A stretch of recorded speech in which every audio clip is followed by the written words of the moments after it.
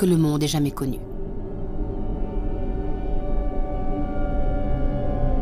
Les nuages transportent du strontium, du césium et du plutonium sur des milliers de kilomètres, jusqu'en Suisse.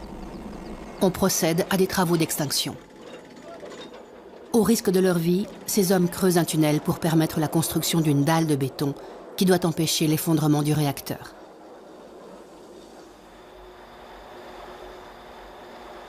Le taux de radioactivité est si élevé que beaucoup d'entre eux mourront ou développeront un cancer. Ce n'est que plusieurs jours après la catastrophe que ces images parviennent en Suisse. L'ancien conseiller fédéral, Léon Schlumpf, était alors ministre de l'Énergie. C'est quelques jours après la catastrophe, fin avril, début mai, qu'on a reçu les premières informations. Pas en provenance du RSS, mais par le biais de la Suède. Ils avaient apparemment constaté une augmentation de la radioactivité. Là, on a subitement appris que c'était peut-être une centrale ukrainienne qui pouvait être à l'origine de ce phénomène. On n'a pas eu d'informations plus précises, pas même de la part de l'URSS, ce qui fait que les premiers jours, on ignorait ce qui s'était passé et l'importance de la catastrophe. On ne pouvait pas juger de l'impact que ça pourrait avoir sur nous en Occident.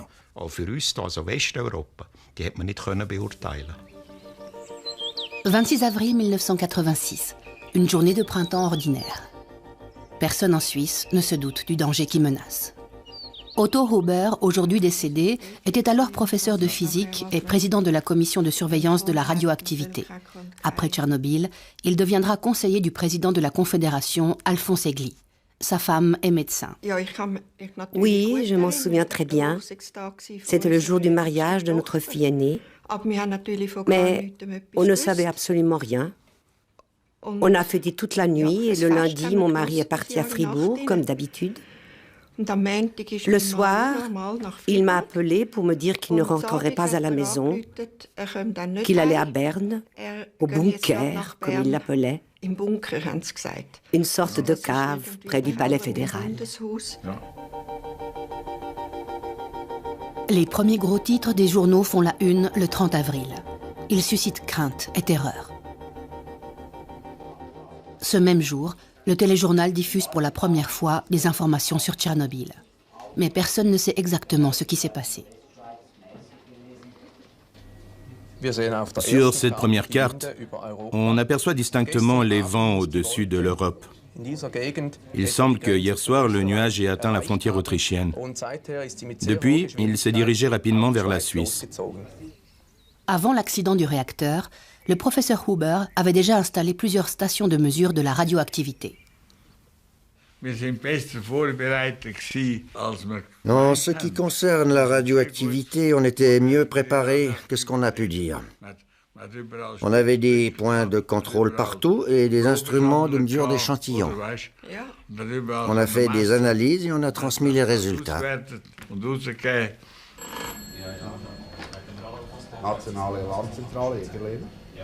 2 mai 1986 à Zurich. Mise en service de la centrale nationale d'alarme. Depuis le bunker du palais fédéral, le professeur Huber supervise l'opération. La ligne téléphonique d'urgence mise en place est vite débordée. Les taux et les valeurs limites de radioactivité provoquent l'inquiétude. Je me souviens que le conseiller fédéral Egli a dit un jour « on n'y comprend rien ».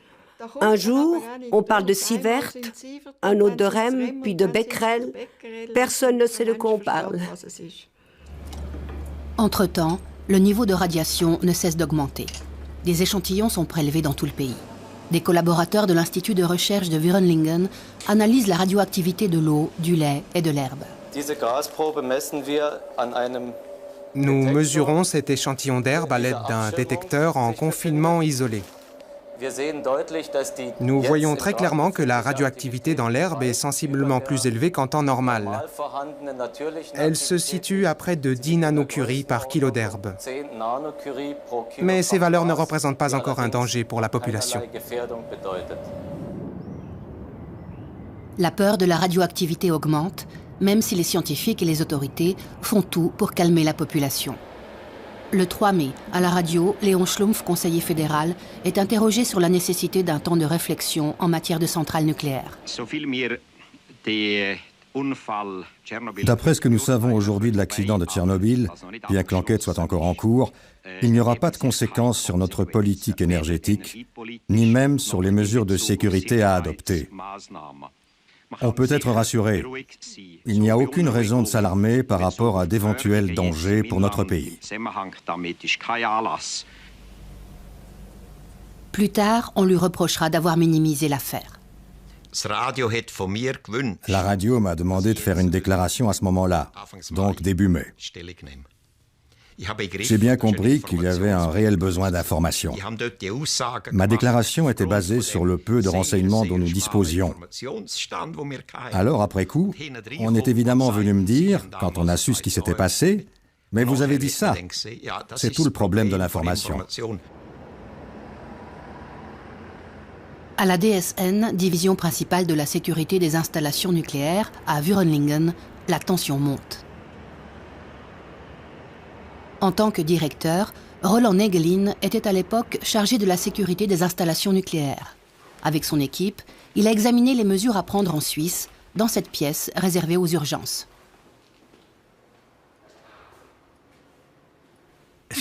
Pour nous autres spécialistes, ça a été un choc. On savait en théorie que quelque chose de semblable pouvait se produire. Mais que ça ait vraiment lieu, c'était autre chose. Cet accident se situait à la limite supérieure de ce que l'on pouvait imaginer. En Biélorussie et en Ukraine, aujourd'hui encore, des millions de personnes vivent dans des régions contaminées par la radioactivité. Pour elles, il ne fait aucun doute que Tchernobyl est la cause de leurs nombreuses maladies. Les premières victimes des radiations sont décédées peu après la catastrophe. Volodya Pravik, 24 ans, capitaine des pompiers, a été le premier à recevoir la distinction de héros de l'Union soviétique pour ses mérites lors de l'explosion du réacteur. Sa mère vit dans la région de Kiev. Elle ne parvient pas à oublier son fils. Après son intervention, il a été transporté par avion dans une clinique spécialisée de Moscou. Quand j'ai rendu visite à mon fils à l'hôpital de Moscou, il marchait de long en large dans sa chambre. Je lui ai demandé pourquoi il était tellement brûlé. Il était brun foncé et il avait des graves brûlures aux mains. Je lui ai dit « Pourquoi tes mains sont tellement brûlées ?» Il m'a répondu « Tu sais maman, quand j'ai grimpé sur le toit du réacteur, j'ai tout de suite compris qu'une énorme catastrophe s'était produite. Des morceaux de graphite brillaient partout. On a essayé de les éteindre, puis après on les a jetés depuis le toit.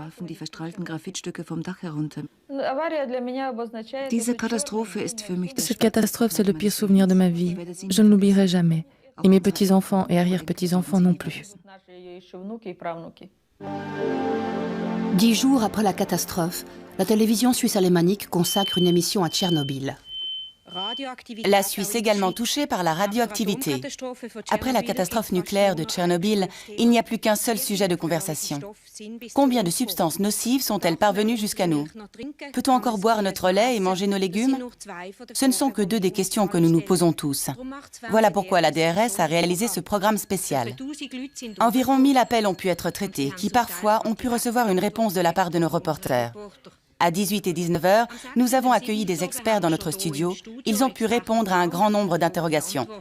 Mais pour beaucoup de ces questions, il n'est simplement pas possible de répondre par oui ou par non. Nous sommes dans une situation que nous n'avions pas du tout envisagée.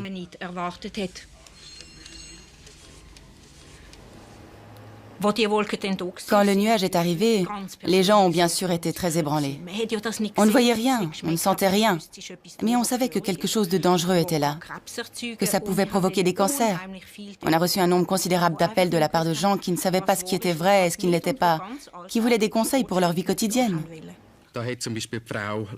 Madame Lotti Marti nous demande « Les poules aiment picorer l'herbe, les œufs sont-ils radioactifs ?» Monsieur Herman? Pour l'instant, je n'aurai aucune réticence à manger des œufs. Non, vous n'avez pas besoin de jeter votre rhubarbe à la poubelle. La radioactivité se présente sous forme de poussière à la surface de la plante. En la lavant et en l'épluchant, on élimine la radioactivité. Selon toute vraisemblance, les yaourts sont déjà chargés en iode et en césium. Les mesures n'ont pas encore été effectuées. Elles le seront ce soir. Tout ce que nous savons, c'est qu'il n'y a pas de degré de radioactivité qui soit équivalent au risque zéro. Nos valeurs limites sont basées sur des éléments juridiques et politiques auxquels nous nous adaptons. Mais avec les personnes sensibles, les enfants en bas âge, les nourrissons, les femmes enceintes, celles qui allaitent, il faut être très prudent. J'avais par exemple une amie à Bâle qui était enceinte et qui trouvait effrayant de ne pas savoir ce qu'elle pouvait manger, si ça n'allait pas avoir des conséquences sur son enfant. Oui, je m'en souviens bien. Les recommandations des autorités faites aux enfants et aux femmes enceintes de ne pas boire du lait frais provoquent de l'inquiétude. L'auteur de ces recommandations, le professeur Huber, s'était lui aussi fait conseiller par son entourage.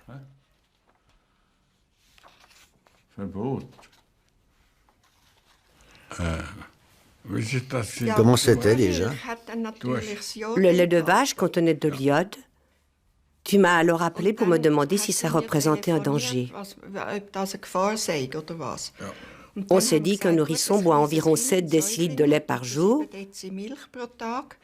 Alors évidemment, ça s'additionne.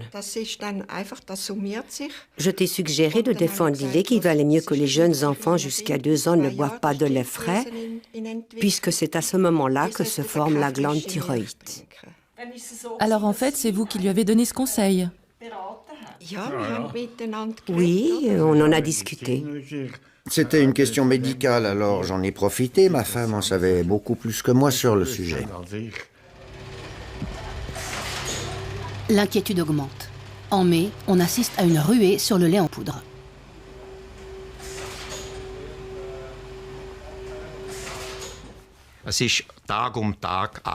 La tension devenait chaque jour plus forte. Nos inquiétudes grandissaient jour après jour. Grâce aux stations de contrôle réparties en Suisse, nous nous sommes rendus compte que la radioactivité avait aussi augmenté dans notre pays, ce qui nous créait beaucoup de soucis.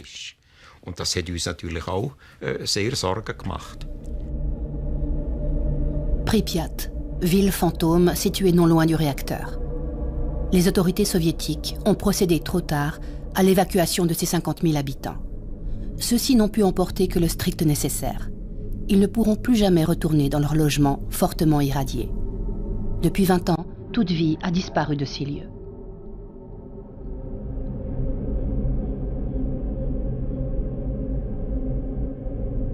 « 350 000 personnes sont déplacées hors des régions contaminées par le nucléaire. Certaines souffriront toute leur vie des conséquences de la radioactivité.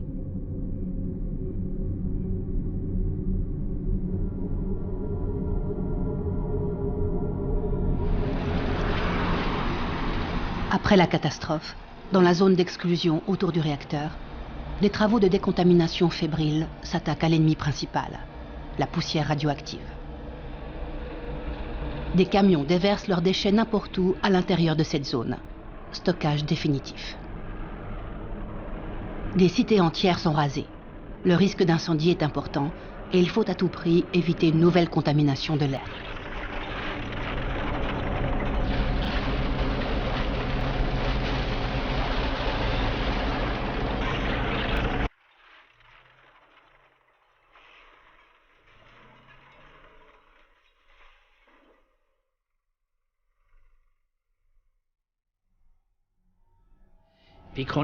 J'étais consterné, complètement abattu. Surtout que nous avions en Suisse 5 centrales nucléaires en activité, notamment celle de Gösgen, que j'avais soutenue, dont j'avais encouragé la construction. Je me suis donc posé la question, est-ce que je suis sur le bon chemin? Est-ce que je peux continuer ainsi? Est-ce que l'homme peut supporter cette technologie? Après avoir profondément réfléchi, je me suis dit, c'est Tchernobyl qui a échoué, pas la technologie nucléaire.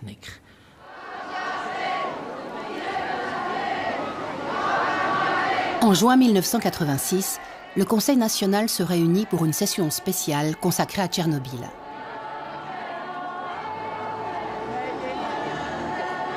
L'accident du réacteur bouleverse la Suisse.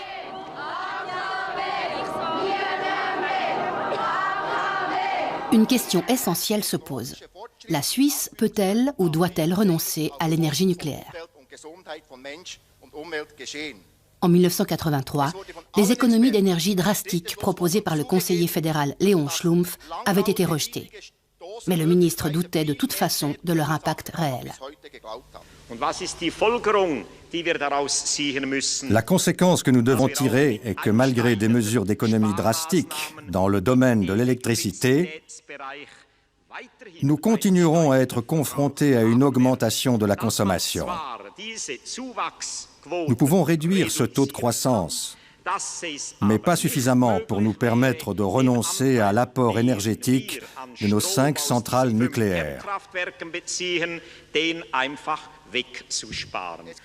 Au cours de cette même session, Helmut Hubacher, président du Parti socialiste, défend le point de vue des opposants.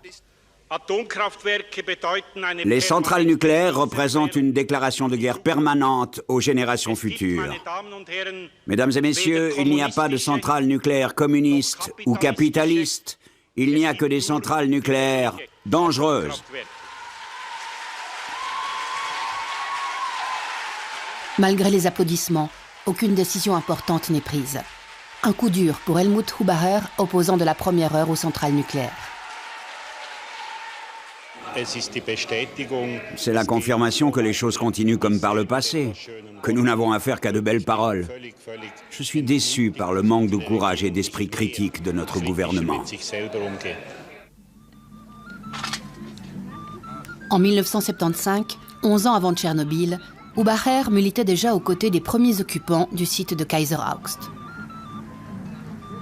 Les travaux d'excavation de la nouvelle centrale atomique venaient de commencer.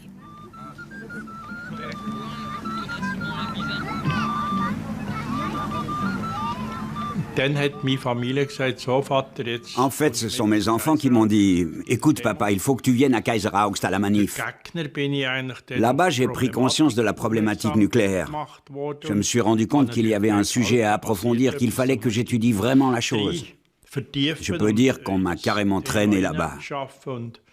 En assistant à tous les débats qui avaient lieu, j'ai pris conscience que c'était une sorte de banc d'essai sur la question nucléaire. Je me suis très vite rendu compte du côté émotionnel que cela représentait, que quelque chose de singulier était en train de se passer.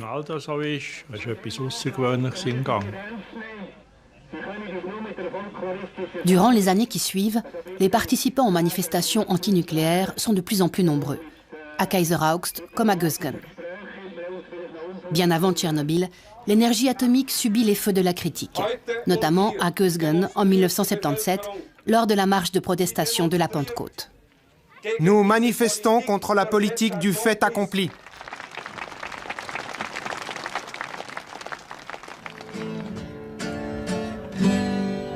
In Gösgen steht ein AKW und wer's nicht glaubt, kann's selber sehen.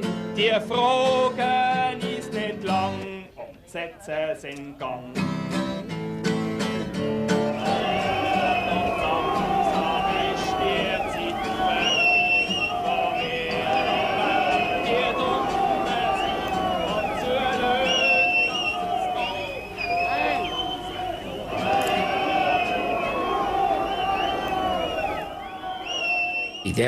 Dans cette région, je dois bien le reconnaître, on a assisté à un véritable soulèvement de la population. On pourrait dire un soulèvement de principe contre la technologie moderne. À partir de Kaiser Augst et d'autres exemples, ces gens ont eu l'impression que la technique ne protégeait pas l'homme, mais qu'elle lui était nuisible, qu'elle nous dépassait. C'était la confrontation écologie-économie.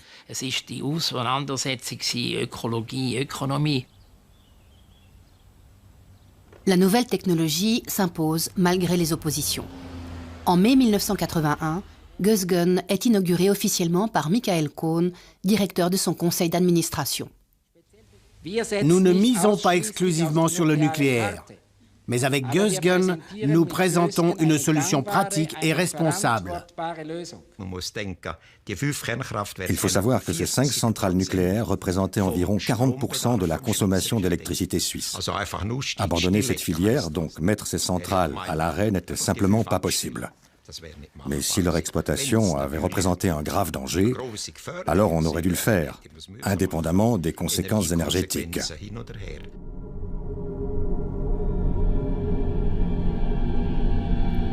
Au cours des semaines et des mois qui suivent la catastrophe, près de 800 000 ouvriers, surnommés les liquidateurs, sont mobilisés à Tchernobyl. Ils éteignent l'incendie, charrient des sacs de sable, déblaient les décombres et construisent le sarcophage, une gigantesque enveloppe de béton autour de l'installation calcinée et fortement radioactive. Aujourd'hui, beaucoup d'entre eux souffrent de leucémie, de problèmes cardiaques et de troubles du sommeil. Jusqu'en 2005, 125 000 liquidateurs sont décédés, selon la plus grande étude indépendante qui collecte les données scientifiques du monde entier.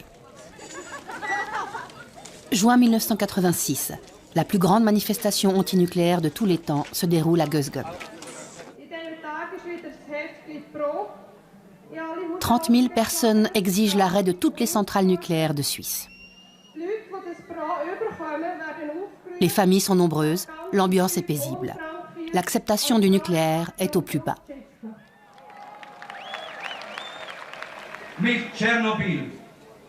Avec Tchernobyl, nous avons eu la preuve que l'exploitation pacifique de la puissance atomique est une illusion, une chimère de l'être humain.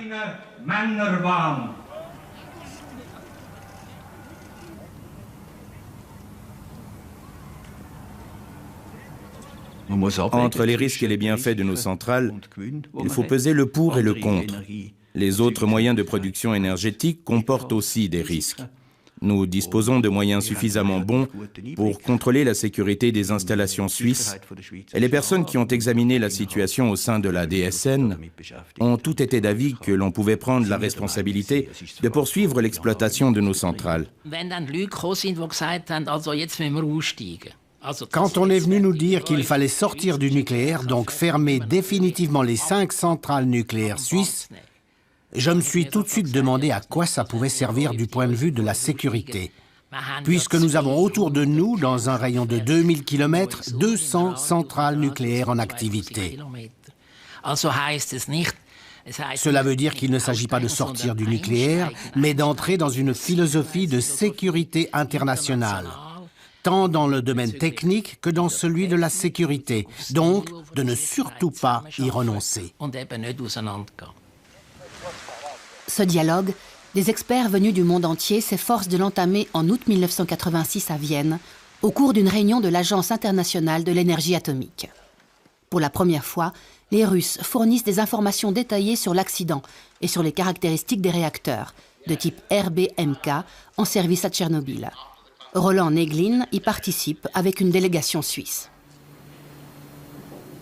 L'instabilité à certains régimes de fonctionnement caractéristiques de ce type de réacteur russe a été une des causes principales de l'explosion avec les défaillances humaines. Aujourd'hui encore, 12 grands réacteurs RBMK sont en service en Russie et en Lituanie. Monsieur Negelin, est-ce qu'aujourd'hui un réacteur du genre de celui de Tchernobyl serait autorisé en Suisse ? Non, nous n'aurions pas autorisé sa construction autrefois et nous ne l'autoriserions pas aujourd'hui. Ce type de réacteur n'est pas équipé d'éléments de sécurité obligatoires chez nous. Et la description que nous venons de recevoir nous en fournit la preuve. Tout cela s'est développé sous le titre général de « culture de la sécurité ». Durant les années qui ont suivi, on a assisté à la mise sur pied d'une très large palette de mesures qui ont eu des répercussions sur les centrales nucléaires dans le monde entier. Malheureusement, je crois que pour les pro-nucléaires, cette catastrophe n'a pas vraiment servi de leçon. Ça s'était passé en Russie, en Union soviétique. Ils n'ont de toute façon pas la même technologie que nous, on est meilleurs qu'eux. Ceci n'arriverait pas chez nous. On s'est un peu caché derrière le prétendu « je m'en foutisme technique » des soviétiques pour ne pas faire un véritable examen de nos méthodes de production, ainsi que de nos capacités. Le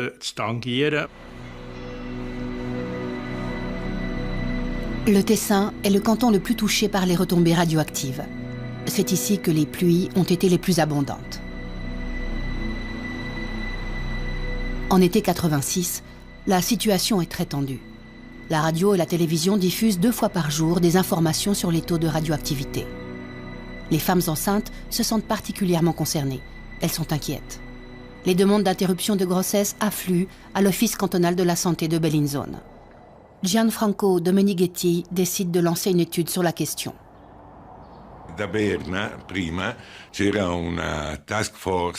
À Berne, on avait mis sur pied un groupe de travail spécial qui avait pour mission d'informer la population sur les dangers dus à l'accident du réacteur. Il disait qu'il pouvait y avoir un rapport entre la radioactivité et des malformations possibles du fœtus. Ce graphique montre le nombre d'interruptions de grossesse entre 1984 et 1988, mois après mois. On voit très clairement qu'en juin 1986, par rapport à la moyenne représentée par cette ligne noire, les interruptions de grossesse ont augmenté de 60%. Ce résultat statistique confirme, chiffre à l'appui, qu'une forme de panique s'est propagée parmi les femmes enceintes dans ce canton.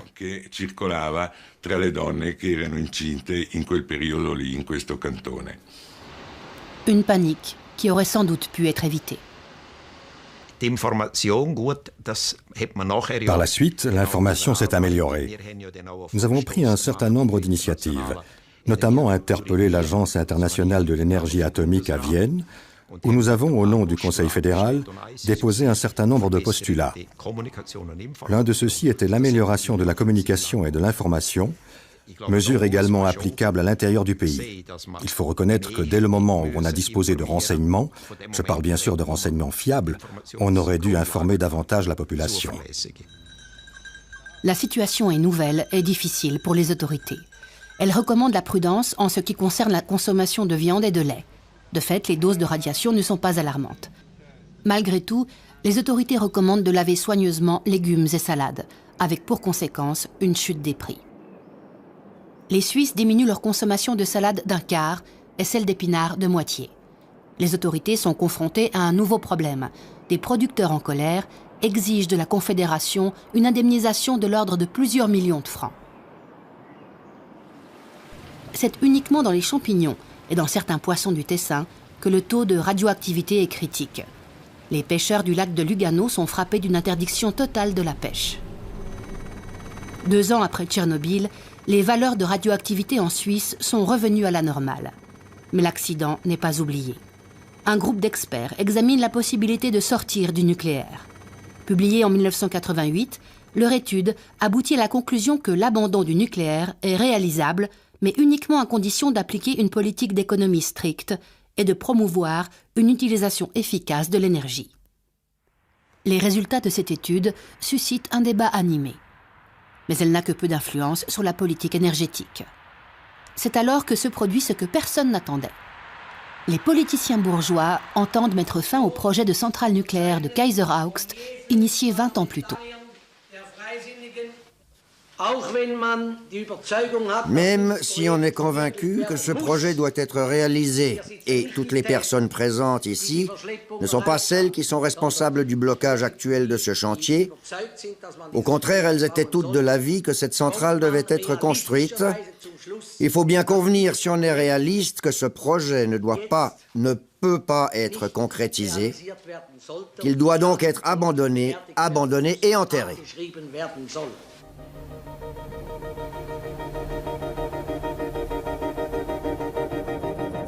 Kaiser-Augst a représenté la fin des centrales nucléaires en Suisse. On en avait planifié 10.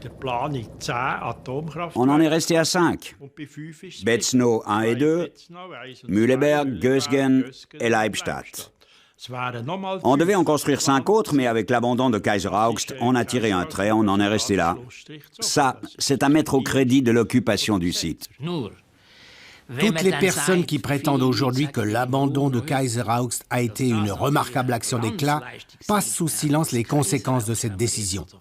Le fait que nous sommes allés chez nos voisins français avec notre bon argent suisse et que nous leur avons dit « Allez-y, construisez une centrale pour nous, faites-nous un Kaiser-Augst français ou alors répartissez sa puissance sur plusieurs sites et livrez-nous le courant que vous allez produire. » Cette attitude est mesquine, il n'y a pas de quoi en être fier. Nous ne voulons pas d'une centrale parce que cela pose des problèmes, parce que nous avons peur, mais avec notre argent, nous encourageons les autres à faire le travail à notre place et à assumer tous les problèmes que cela pose. Nous, après, parce qu'on est des Suisses riches et qu'on leur a donné de l'argent pour ça, on profite du produit et on mène la belle vie. Ce n'est pas très élégant, tant d'un point de vue personnel que de celui de la population. Malgré l'abandon de Kaiser Augst, rien ne change. En automne 88, la gauche et les Verts exigent une loi sur les économies d'énergie. Elle sera rejetée. C'est l'époque d'Énergie 2000, le programme du conseiller fédéral Adolfo Guy. Il ne prévoit guère de mesures politiques pour une utilisation économe de l'énergie. En revanche, en octobre 88, le nouveau ministre de l'Énergie lance un appel au bon sens de chaque citoyenne et citoyen. Cuire son œuf en prenant conscience de l'énergie utilisée, telle est la devise d'Ogi. Sa campagne sur l'énergie récompense d'un bravo celui qui économise chez lui à la maison.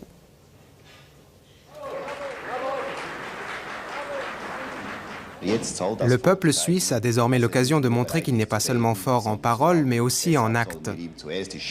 C'est pour cela que nous lui donnons la possibilité d'agir de son plein gré pour améliorer les choses dans le domaine énergétique. Pour les opposants aux centrales nucléaires, ces actions d'économie individuelle ne vont pas assez loin. Ils veulent sortir du nucléaire. Helmut Hubacher est membre du comité d'initiative. L'initiative Sortir du nucléaire nous semble être une proposition active pour modifier la politique énergétique. Non seulement pour la poursuivre en instaurant une phase de réflexion, mais pour essayer de provoquer un véritable changement de cette politique.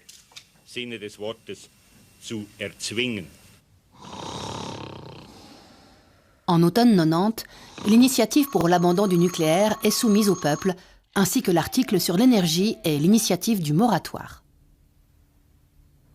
Le moratoire de 10 ans sur la construction de centrales nucléaires en Suisse est accepté, de même que l'article sur l'énergie. En revanche, l'abandon du nucléaire est rejeté. Une demi-victoire seulement pour les opposants aux centrales nucléaires. La consommation d'électricité continue d'augmenter.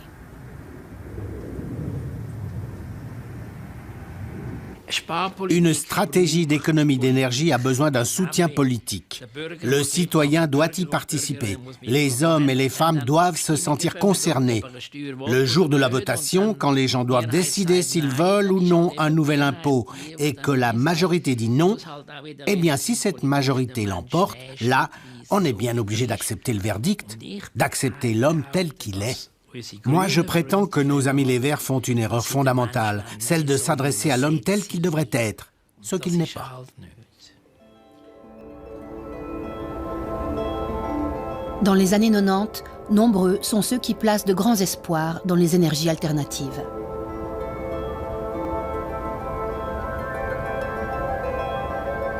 Selon les dernières prévisions, leur contribution à notre approvisionnement en électricité pourrait augmenter de 3% aujourd'hui à 10% d'ici 2035.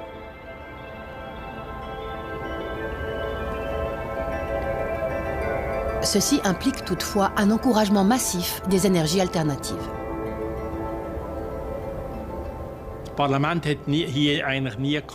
Le Parlement n'a jamais réussi à se décider pour une politique énergétique cohérente. C'est une caractéristique suisse. On se méfie de l'État, on ne s'engage qu'à moitié. On devrait, mais on n'en a pas vraiment envie.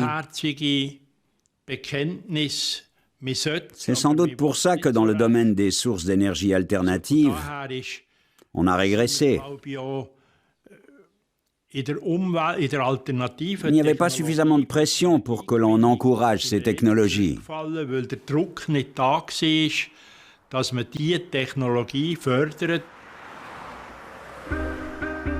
Plus de 20 ans ont passé depuis Tchernobyl. En Suisse, la consommation d'électricité et de pétrole ne cesse de croître. Les réserves en or noir diminuent et le robinet d'approvisionnement en gaz naturel pourrait être coupé. Le CO2 influence le changement climatique. Les catastrophes naturelles suscitent la crainte en Suisse et à l'étranger. Elles font apparaître l'énergie nucléaire sous un jour plus favorable. Je ne prétends pas que l'énergie nucléaire soit la meilleure, mais regardons ce qu'on nous propose. Qu'est-ce qu'on a d'autre? Une centrale au mazout, une centrale à gaz, un cycle combiné, puis les solutions alternatives auxquelles je ne suis pas du tout opposé, le solaire, l'éolien, etc. Tout ça, c'est très bien. Mais il faut poser le pour et le contre.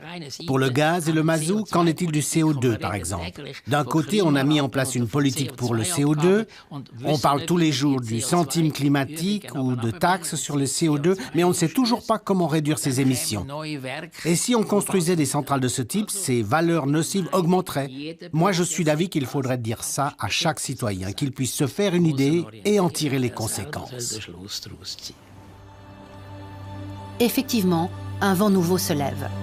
En 2003, le peuple refuse la prolongation du moratoire sur la construction des centrales. L'initiative « Électricité sans atomes » est également rejetée.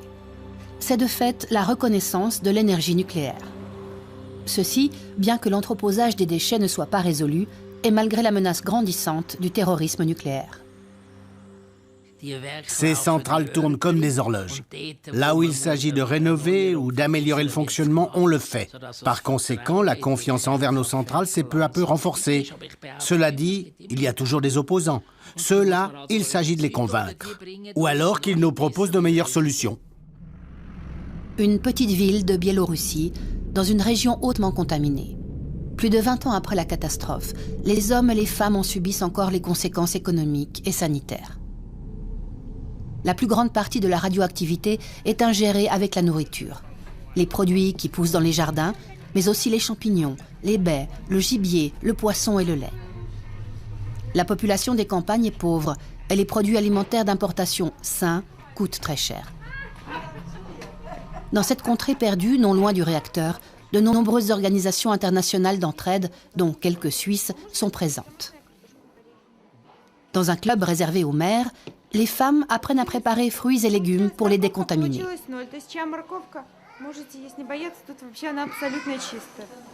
Ici, elles peuvent faire contrôler le taux de radioactivité des légumes de leur jardin.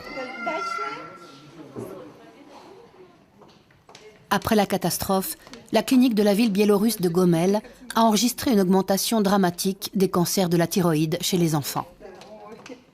Aujourd'hui encore, ils sont nettement plus vulnérables aux maladies qu'avant la catastrophe. Pour des raisons inexpliquées, cette fillette et sa mère perdent leurs cheveux. Presque tous les enfants ont un système immunitaire déficient. Selon le dernier rapport de l'Agence internationale de l'énergie, les conséquences sanitaires de Tchernobyl seraient nettement moins graves que ce qu'on pensait jusqu'ici. Cet avis n'est pas partagé par les mères qui fréquentent cet hôpital. Chez nous, en Biélorussie, tous les enfants sont affaiblis. Nous pensons que c'est à cause de Tchernobyl. Les enfants n'ont pratiquement pas de défense immunitaire. Ils souffrent d'immunodéficience. Les conséquences de la catastrophe sur la santé sont incertaines. Elles sont difficiles à prouver.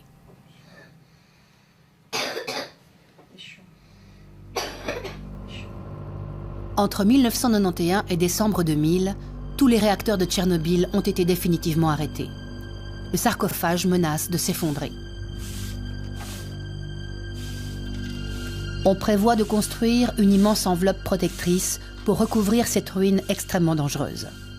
Un projet de visée à plusieurs milliards de dollars, financé par la communauté internationale, dont la Suisse.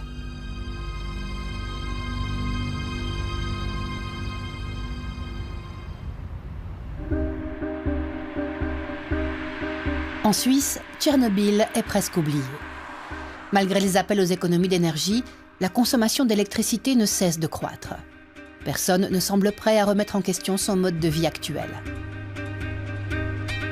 Mais d'ici 2020 environ, Betznau 1 et 2, ainsi que Mühleberg, devront être mises hors circuit en raison de leur âge, puis plus tard, Gösgen et Leibstadt. Comment continuer? Il faut donc construire une nouvelle centrale? Si vous posez la question comme ça, tout le monde va s'affoler. Il faut construire une centrale de remplacement à la place de celle dont on arrête l'exploitation. Une centrale nucléaire moderne, construite à neuf, selon des critères acceptables. Mais une centrale nucléaire, ça oui. Je maintiens ma position. Premièrement, économiser l'énergie, ça, c'est la plus grande source d'énergie. Deuxièmement, les énergies alternatives. On les encourage beaucoup plus vivement en Allemagne et en Autriche que chez nous. Le solaire, l'éolien, la géothermie et d'autres. Le nucléaire ne représente plus une alternative envisageable. L'énergie nucléaire, tant qu'on en a besoin. Non pas parce que commercialement parlant, cette énergie pourrait être intéressante, uniquement quand les mesures d'économie auront été appliquées et tant qu'elle est nécessaire pour couvrir les besoins légitimes des citoyens. Une classe du gymnase cantonal de Baden en excursion à la centrale nucléaire de Leibstadt. La plus récente et la plus grande parmi les 5 centrales suisses. Pour ces élèves, c'est une excursion comme une autre. Quelle hauteur, la tour de refroidissement? 150 mètres. Bien estimé, 144 mètres. En ce jour de 2006, personne n'a peur. Pour ces jeunes gens, la catastrophe de Tchernobyl, c'est déjà de l'histoire ancienne.